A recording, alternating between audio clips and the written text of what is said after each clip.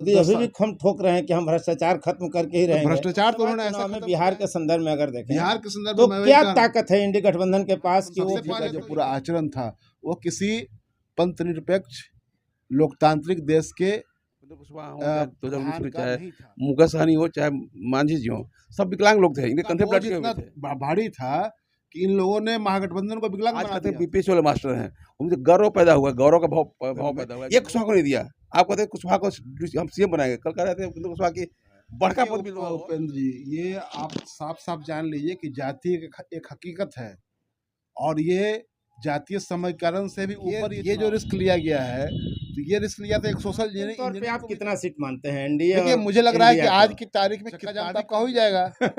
आपका अनुमान क्या है, कितना? फोर्थ व्यूज, चौथा विचार, बाकी। नमस्कार, मैं उपेंद्र कश्यप और आप देख रहे हैं फोर्थ व्यूज। मेरे साथ हैं वीरेंद्र यादव न्यूज के संपादक भाई वीरेंद्र यादव जी, जिनकी पत्रिका वीरेंद्र यादव न्यूज राजनीतिक गलियारे में खूब पढ़ी जाती है। और हमारे एक तरफ हैं हमारे सीनियर रहे हैं हेमंत सर, और पत्रकारिता जगत में एक बड़ा नाम है बिहार में। लोकसभा का चुनाव है, हम दोनों से जानना ये चाहेंगे कि बिहार में इंडी बनाम एनडीए की जो लड़ाई है उसमें कौन क्यों भारी है और कौन क्यों कमज़ोर है। दोनों पक्ष की कमजोरी और ताकत, दोनों ही मुद्दे पर हम बात करेंगे। वीरेंद्र भाई, आपको क्या लगता है? इस बार खेल बराबरी का है। अच्छा, पिछली बार एक तरफा हो गया था, इस बार ऐसा नहीं होने वाला है। 39 से 1 रह गया था पिछली बार। हाँ, तभी 20-20, 18-20 मैच होगा। 18-22, 20-20 हो सकता है। मैंने 18-22 के बीच खेलना है। 19 या 21, 20-20, 18-22 यही होना है। इतनी टक्कर है, जबरदस्त। आपका क्या अनुमान है मंजा? बिल्कुल मैं सहमत हूँ इस बात से, क्योंकि जो इस बार नरेंद्र मोदी जी की सरकार का परफॉर्मेंस, जनता से किए गए उनके वादे, उसकी कसौटी पर मोदी जी की सरकार या मोदी जी कहीं उतर नहीं रहे हैं। तो आप कैसे कह सकते हैं कि उनको पिछली बार की तरह ही यहाँ से 40 में से 39 सीटें जो मिली थी, तो ऐसा ही कुछ होगा। आज की तारीख में सरकार और नरेंद्र मोदी जी सबसे कह लीजिए आपकी निचले पायदान पर हैं लोकप्रियता के। उसको आप कितना भी हाइप क्रिएट कीजिए, उसको आप हिंदू मुसलमान करने की कोशिश कीजिए, आप धार्मिक आधार पर विभाजन को आप चौड़ा करके आप कोशिश कीजिए कि इसको फैलाया जाए और अपना कद ऊंचा किया जाए, तो इससे हो नहीं सकता है। क्योंकि आप तो कह करके आए थे कि भ्रष्टाचार खत्म करेंगे, 2 करोड़ रोजगार प्रत्येक साल देंगे। 10 साल मोदी अभी भी हम ठोक रहे हैं कि हम भ्रष्टाचार खत्म करके ही रहेंगे। भ्रष्टाचार तो उन्होंने ऐसा खत्म किया है कि जो उनके वित्त मंत्री हैं, जो उनकी वित्त मंत्री है निर्मला सीतारमण, उनके पति कह रहे हैं कि इलेक्टोरल बॉन्ड घोटाला दुनिया का सबसे बड़ा घोटाला है। और यह तो साबित हो रहा है कि आपने ईडी, आईटी और सीबीआई को लगा करके उद्योगपतियों को, कारपोरेट घरानों को आपने पहले डराया। इसको एक तरह से अपने जो एक मवाली गिरोह को आगे भेज करके, और जो डॉन होता है वो पैसा सुलता है, उसी तरह की कार्रवाई आप कर रहे हैं। आपने आगे आगे सीबीआई, आईटी और ये ईडी को भेजा और उसके बाद उनसे पैसे मंगवा लिए इलेक्ट्रल बॉन्ड के जरिए। अच्छा, और आप एक बात और, जब आपने चर्चा छेड़ी तो एक बात और बता देता हूँ कि प्रधानमंत्री जी ने मेरठ की सभा में कहा कि पहले तो किसी को पता ही नहीं होता था कि पैसा कहाँ से आ रहा कितना है, पैसा आया। तो भैया आपको इतनी पारदर्शिता की चिंता थी तो ये तो पहले कहा जा रहा था कि इसको पारदर्शी बनाइए, इसको आरटीआई के अधीन लाइए। लेकिन आपने तो सुप्रीम कोर्ट तक में बताने से मना किया। एसबीआई की ताकत थी क्या कि कह देता कि हम नहीं देंगे? एसबीआई तो सरकार की ताकत से संरक्षण में ही बोल रहा था। तो जो सरकार लोगों को जानने का अधिकार नहीं दे रही थी कि चंदा कहाँ से आ रहा है, जब खुलासा हुआ तो वह ये तो चंदा नहीं है, तो रंगदारी वसूला जा रहा था। पहली बार पूरे देश में कोई ऐसी सरकार थी जो चंदा के नाम पर, इलेक्टोरल बॉन्ड के नाम पर रंगदारी वसूल रही थी। और खास करके एक चीज तो मनी ट्रेल तो कई मामलों में बीजेपी के खिलाफ जा रहा है, कार्रवाई दूसरे पर हो रही है। फिर हम आएंगे जी। लोकसभा चुनाव में बिहार के संदर्भ में अगर देखें, बिहार के संदर्भ तो में क्या ताकत है इंडी गठबंधन के पास कि वो 50-50 खेलेगी मैच? उपेंद्र जी की सबसे पहले तो आप इस बात को सुधारिए कि इंडी गठबंधन नहीं है, इंडिया गठबंधन है। इसलिए फिर ये हटाइएगा तब ना गठबंधन इंडिया कहना। आप इंडिया तो पूरा हो गया। आप एनडीए को एनडी बोलते हैं क्या? अच्छा, एनडी गठबंधन बोलिए, इंडिया बोलिए, इंडिया घटक दल बोलिए। अच्छा, इंडिया तो एनडीए बनाम इंडिया की अगर लड़ाई होगी, इंडी या गाली है मैं एक पत्रकार होने के नाते ये कहता हूँ कि आप किसी का नाम अगर वीरेंद्र है, उसको वीरेंद्रा कहते हैं, तो इसका मतलब कि आप उसके नाम को तो बिगाड़ते ही तो हैं। एनडीए बनाम इंडिया, बिल्कुल। इसमें इंडिया की क्या ताकत है कि एनडीए कमजोर पड़ेगा या कम हो ताकत सकता है? ये है कि कभी कभी होता है कि जो सत्ता में रहता है वो अपनी गलतियों से विपक्ष को ताकत प्रदान करता है। दूसरी बात यह है कि इस देश में ये भी दिखाई दे रहा है साफ साफ कि आपने संविधान की जो मर्यादाएं हैं, संविधान जो लोकतंत्र की जो परंपराएं हैं, उसको आपने पूरी तरह तिलांजलि दे दी। आप कई ऐसे अवसर आए जो कहा जाता है कि आप संविधान के खिलाफ हैं, आप लोकतंत्र के खिलाफ हैं, उसको आपने साबित किया है कई अवसरों पर।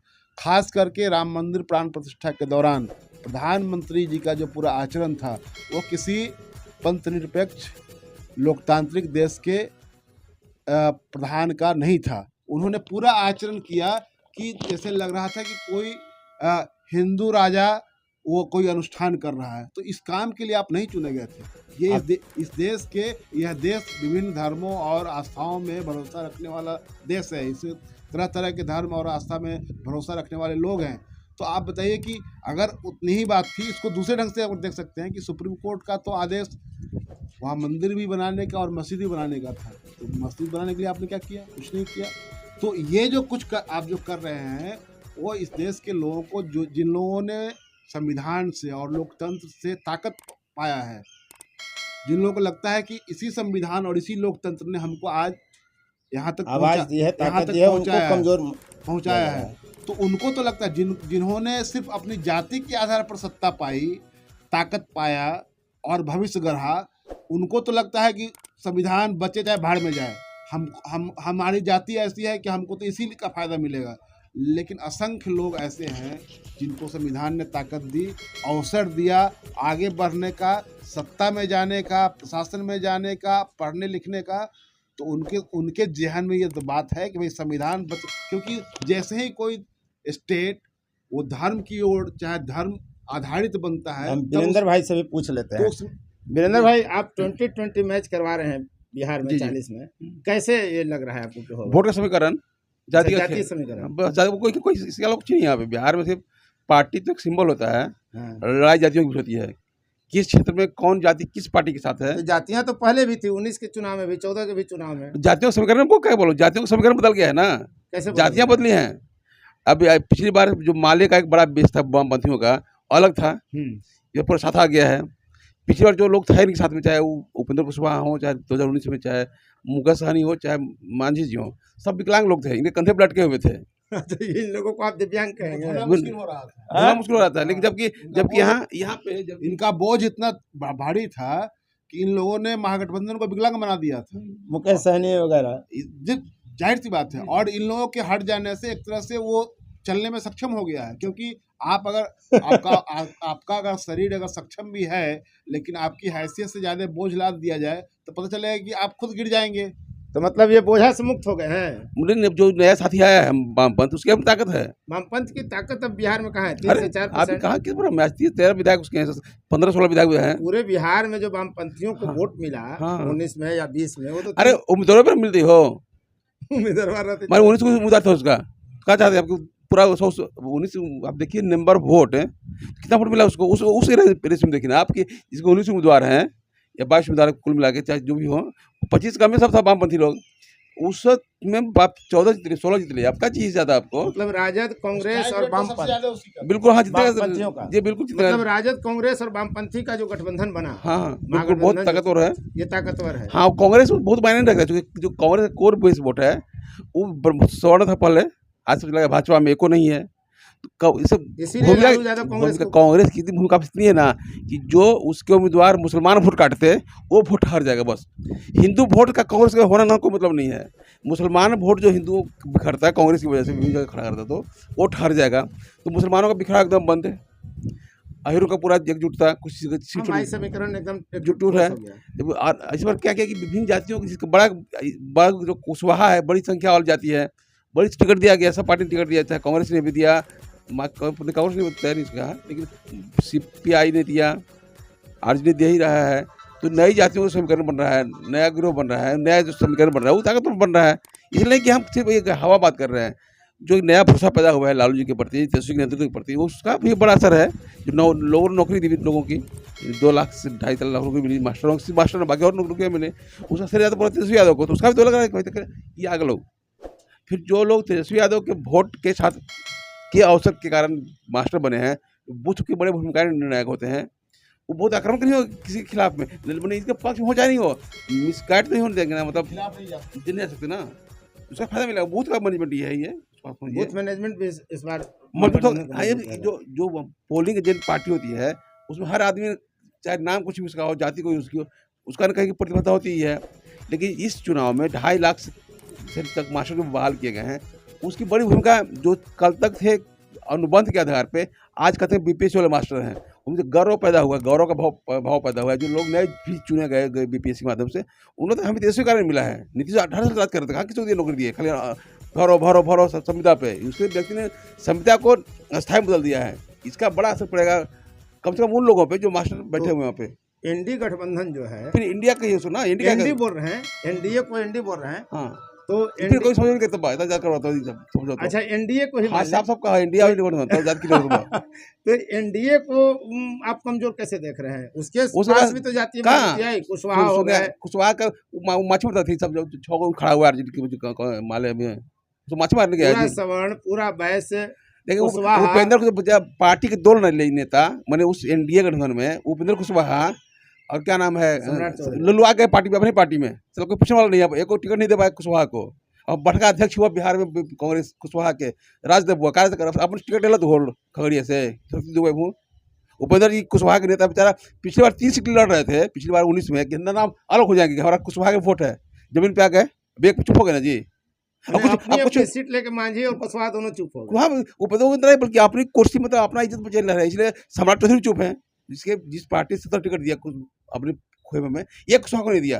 आप कहते हैं कुशवाहा को हम सीएम बनाएंगे, कल कह रहे थे कुशवाहा की बड़का पद मिल हो, खाली एमपी फेर पड़ल है, बड़का तो का माथा पर मारती तो घैला के बोझ है, का तो भाई बड़का पद, तो टिकट दिल ना तोरा भाई, क्या नाम है, जो अध्यक्ष हैं अपने सम्राट चौधरी जी, उनके नाम पे तो एक कोटा में उनकी जाति को वोट टिकट सीट तक नहीं मिली उस पार्टी में। मिसाल की जो भाजपा खिलाफ पार्टी है अहीर है, उसको 5 सीट मिल गया वहाँ पे।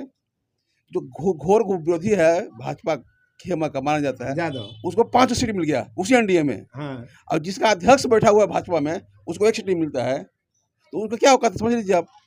मिला जुलाकर स्थिति यह है कि जो जातीय समीकरण है बिहार में, इस बार लालू ने काफ़ी मेहनत की है और एनडीए को इंडिया नुकसान पहुंचाने की स्थिति में है। देखिए उपेंद्र जी, ये आप साफ साफ जान लीजिए कि जातीय एक हकीकत है, और ये जातीय समीकरण से भी ऊपर ये चुनाव है। एक बात यह है कि निश्चित रूप से जाति जब हकीकत है तो समाज में बहुत सारी चीज़ों में जाति देखी जाती है। वीरेंद्र भाई का विश्लेषण तो जाति पर ही केंद्रित है। ठीक है, नहीं, मैं उनसे सहमत हूँ। मैं ये कह रहा हूँ कि इस बार लालू यादव ने, एक तो तेजस्वी का जो काम है वो, और लालू यादव की सोशल इंजीनियरिंग, उन्होंने ढंग का काम कर दिया है। अब बताइए कि अगर पूरे महागठबंधन में देखेंगे, इंडिया में देखेंगे, तो कुशवाहा इन लोगों से ज़्यादा है वहाँ, टोटल मिलाकर देख लीजिएगा तो एनडीए से। तो ये किस तरह की इंजीनियरिंग है? क्योंकि ये माना जा रहा था कि कुशवाहा जो है, लगता है कि पूरा एक तरफा होकर के बीजेपी को और उसके पार्टी को उसको तोड़ दिया। लालू यादव ने ये दिखा दिया कि ये जो डिजर्व करता है उसको हम टिकट दे रहे हैं। अब उधर कुशवाहा को दिया, इधर मुन्ना शुक्ला को उतार दिया। तो वहाँ वैशाली में, जहाँ कम मैं रहने वाला भी हूँ, अब बताइए कि वहाँ जो वीणा देवी को जो टिकट मिला है, अब वो उनका मुकाबला वहाँ पर पहले था कि राजपूत बनाम राजपूत होता रहता था, इस बार उसको बदल दिया गया हुआ है। तो एक दूसरे तरह का वहाँ की हवा बन रही है। तो ये जो पूरा जो काम जो हुआ है, आप उधर देखिए कि बीमा भारती को लालू यादव ने पप्पू यादव के कॉस्ट पर टिकट दे दिया, गंगोता जाति से आती है। ये जो रिस्क लिया गया है, तो ये रिस्क लिया था। एक सोशल इंजीनियरिंग को भी देखिए। दूसरे जो कह रहे थे तेजस्वी का काम, कि नौकरियों का जो सवाल है, ये सवाल आज एक बहुत बड़ा सवाल है बिहार में ही नहीं बल्कि पूरे देश में। लेकिन आप बिहार की बात कर रहे हैं तो बिहार में 17 साल बनाम 17 महीने का 17 साल बनाम 17 महीने या नौकरी, मतलब तेजस्वी यादव जो ये नारा लग रहा है, तो इस नारे के पीछे कुछ न कुछ ठोस चाहिए। ऐसा नहीं कि हवा में ही नारा लग रहा है। अंतिम तौर पे आप कितना सीट मानते हैं एनडीए? देखिए, मुझे लग रहा है कि आज की तारीख में कितना भी कम जाएगा, ऐसे कोई भविष्यवक्ता हम लोग नहीं है, लेकिन जो जिस तरह का दिखाई, जो जमीनी दिखा रहा है, जो एनडीए को 50% से ऊपर का डेंट लगता हुआ मुझे दिखाई दे रहा है। और महागठबंधन को जब 50% से ऊपर का डेंट लगेगा तो महागठबंधन को ही ना फायदा होगा। मान लीजिए कि 40 सीट है, उसमें से 50% डेंट लग रहा है, तो डेंट किसके खाते में जाएगा?